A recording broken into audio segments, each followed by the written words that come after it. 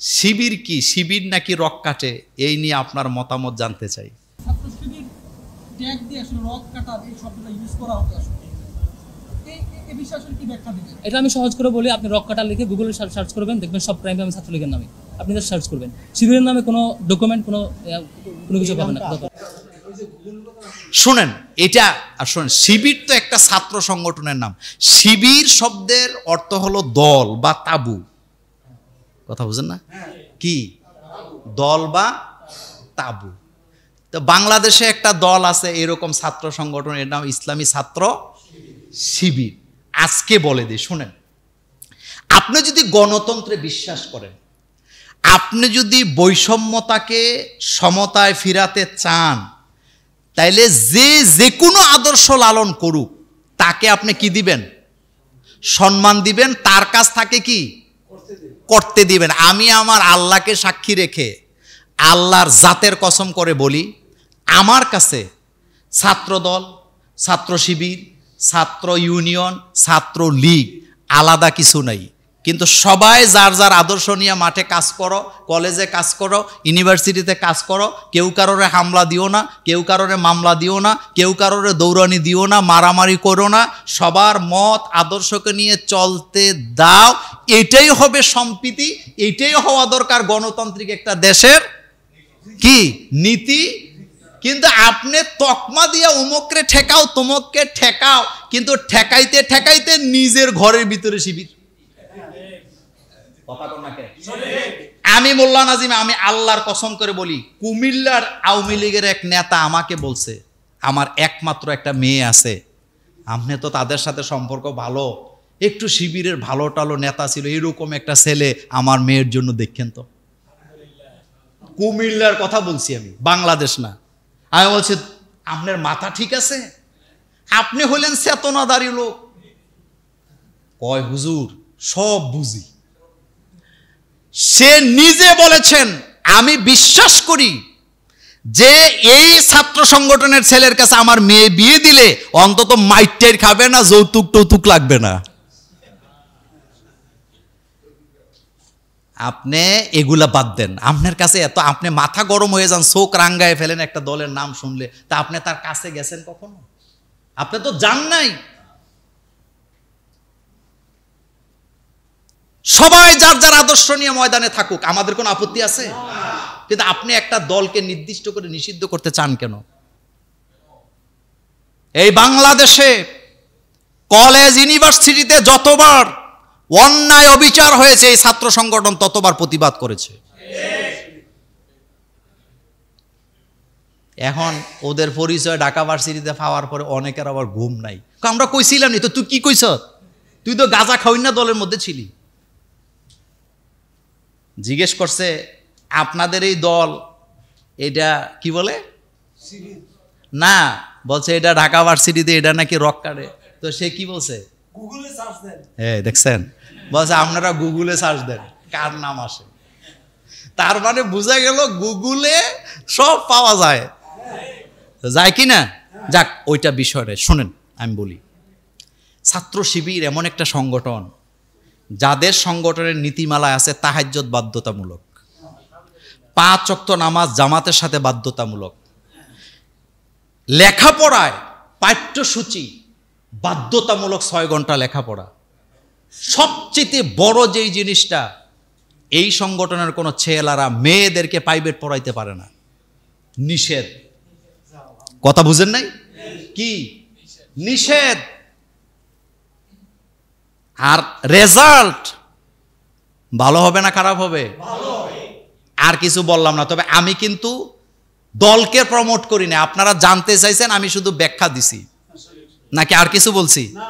আমি কোনো বিরুদ্ধে কিছু বলছি যে অমুকটা খারাপ তমুকটা ভালো?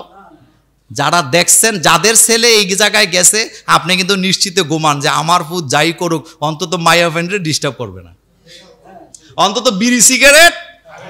আমি আপনাকে বলি, গত 16 বছরে আমি মোল্লা নাজিম আপনাকে চ্যালেঞ্জ করলাম, গত 16 বছরে গোয়েন্দা বিভাগ, পুলিশ বিভাগ, এনএসআই যত সদস্য আছে, একটা শিবিরের ছেলে একটা সিগারেট খাইছে একটা প্রমাণ দিতে পারে নাই। ভবিষ্যতে পারবে? ভবিষ্যতে পারবে?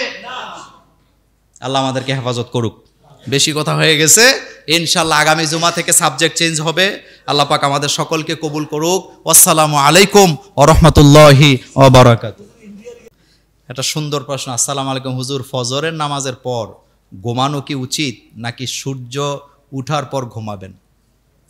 খুবই গুরুত্বপূর্ণ একটা প্রশ্ন। ফজরের নামাজের পরে রাসূল সাল্লাল্লাহু আলাইহি ওয়াসাল্লাম কখনো ঘুমান নাই। তিরমিজিতে একটা হাদিস আছে, আল্লাহ রাসূল বলছেন সকালের কাজে ডবল বারাকা। সকালের কাজে, গ্রামে যারা মাটি কাটে তাদেরকে জিজ্ঞেস করবেন, আপনারাও জানেন দুপুরের 3 ঘন্টা কাজ আর সকালে, এ কথা কি ঠিক? এ কথা বলছেন মুহাম্মদুর রাসূলুল্লাহ সাল্লাল্লাহু আকিমিস সালাতা লিদুলুকিশ শামসি ইলা গাসাকিল লাইলে ওয়া কুরআনাল ফাজর। ফজরের নামাজের পরে কোন নবী রাসূলরা ঘুমায় নাই। আর আমাদের ইমাম সাহেবরা কথা কন না কেন, আলেম ওলামাদেরকে নিয়ে যত প্রোগ্রাম করি ফজরের পরে দেহি হুজুররা বইয়া জুরাইতাছে। কি হইছে? কয় ঘুমাইয়া অভ্যাস। ফজরের নামাজ পড়ে যায় ঘুম দেয়, ঘুমেতে উঠাইয়া মক্তব পড়ায়। উচিত না, ফজরের পরে ঘুমাবেন না। এটার জন্য দায়ী হইলেন দেরিতে ঘুমাতে যাওয়া।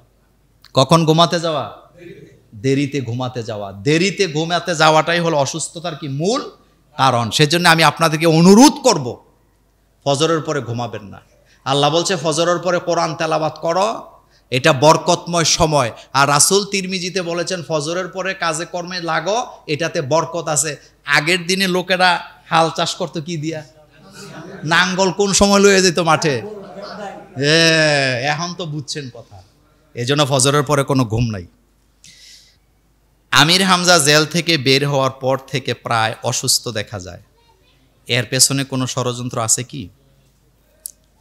দেখেন, আল্লাহ কোরআনে বলছেন লাইয়াদুররুকুম ইল্লা আযান, তারা তোমাদেরকে কষ্ট দিবে কিন্তু তোমাদেরকে নিশ্চিহ্ন করতে পারবে না। গত কয়েকদিন আগে একজন ভাইয়ের সাথে দেখা, তার মাথা থেকে এই রকমের খুশকির মতো চামড়া উঠে।